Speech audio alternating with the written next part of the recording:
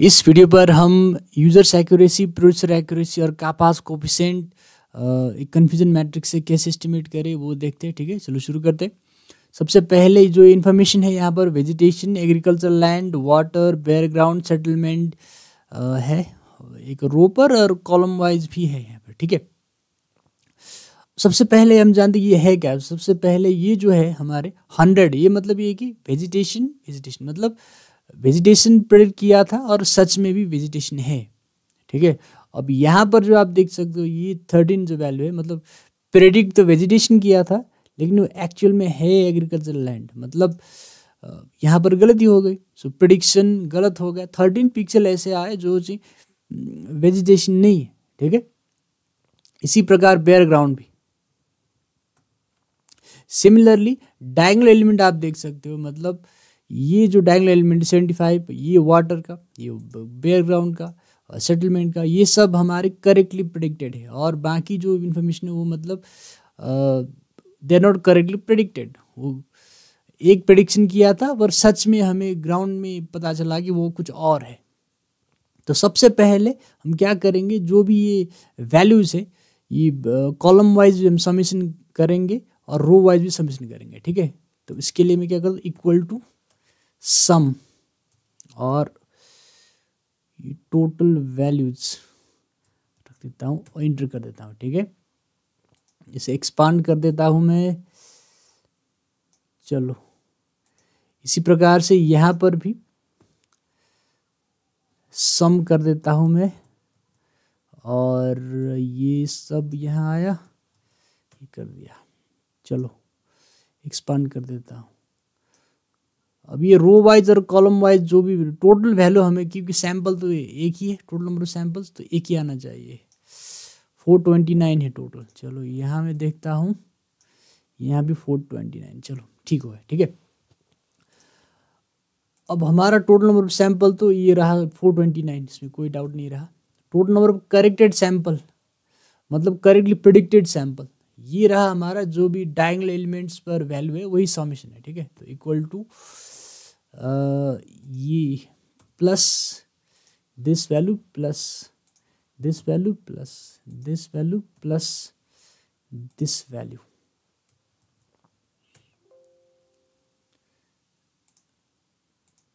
हाँ, तो ये रहा हमारा total number of correctly predicted sample. ठीक है, अब हमें क्या करना, यूजर्स एक्यूरेसी निकालना है। ठीक है, तो उसके ज़्यादा दिक्कत कुछ नहीं है।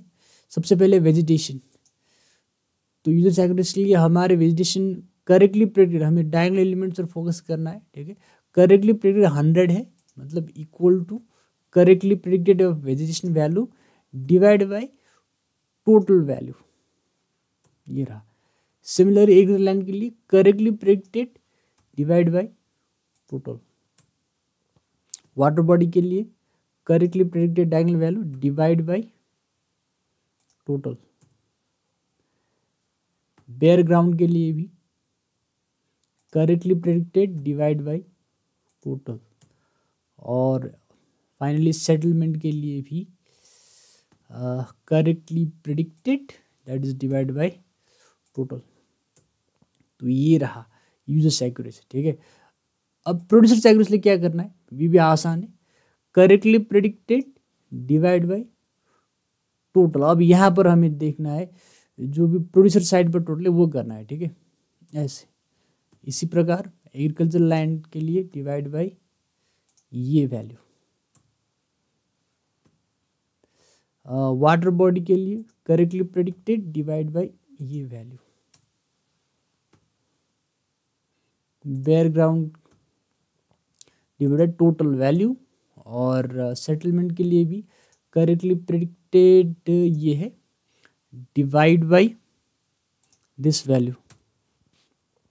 तो ये रहा हमारा यूजर्स और प्रोड्यूसर्स एक्यूरेसी। ठीक है, अब कापा कोएफिशिएंट हमें कैलकुलेट करना है, फॉर्मूला यहाँ पर दिया गया है। ठीक है, अब कैसे करें वो देखते हैं। हम इसे न्यूमरेटर डिनोमिनेटर दो कैलकुलेट करेंगे पहले, उसके बाद कापा कोएफिशिएंट कैलकुलेट करेंगे। ठीक है, फॉर्मूला यहाँ पर है। तो n मतलब टोटल नंबर ऑफ पिक्सेल्स। ठीक है, हमारे केस में टोटल n मतलब 429 429, और ये n मतलब न्यूमरेटर डिनोमिनेटर के लिए है, ठीक है।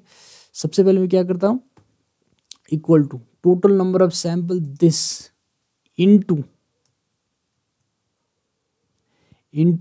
Total number of correctly predicted, ठीक है, वो मल्टीप्लाई करेंगे माइनस, फिर हम क्या करेंगे, ये जो टोटल वेजिटेशन की producer value into user plus agriculture land into this user plus water के टोटल इनटू यहाँ पर ये प्लस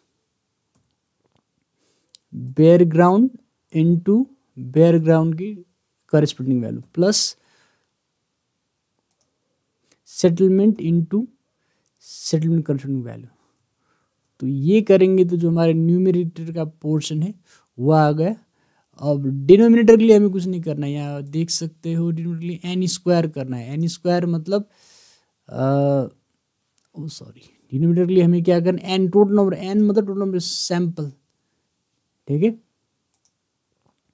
तो आप कंफ्यूज मत होना, ये एन जो ये न्यूमरेटर के लिए है, ठीक है, ये डी मतलब डिनोमिनेटर के लिए है, शॉर्टकट में रख दिया है मैंने। इसके लिए इक्वल टू एन मतलब ये value total number of sample that is squared, और माइनस करेंगे, वही फिर से वही दोहराना है, total producer into this value vegetation corresponding value plus agriculture land into corresponding agriculture land के value plus water body into corresponding plus this into this plus this into this. चलो ये हमारा डिनोमिनेटर आ गया। अब हमें क्या करना है, इसको डिवाइड करना है इससे, न्यूमरेटर बाय डिनोमिनेटर करना है। तो ये रहा हमारा 0.7611, ये रहा हमारा कापास कोएफिशिएंट, मतलब 76% अराउंड। उतनी अच्छी भी नहीं है लेकिन नॉट बैड, सेटिस्फैक्टरी कह सकते हैं, ठीक है। जनरली 0.9 से एबव वैल्यू है तो बहुत अच्छा माना जाता है, 90% से ज़्यादा है तो कापास कोएफिशिएंट बहुत अच्छी मॉडलिंग किया गया माना जाता है, ठीक है। तो 0.76 वैल्यू मतलब ये इट्स बेटर, सेटिस्फैक्टरी कह सकते हैं, ठीक है। तो इस प्रकार से आप टोटल प्रोड्यूसर और टोटल यूज़र वैल्यू ऐसे कैलकुलेट करके यूजर्स एक्यूरेसी, प्रोड्यूसर्स एक्यूरेसी और अल्टीमेटली कापास कोएफिशिएंट कैलकुलेट कर सकते हो, ठीक है।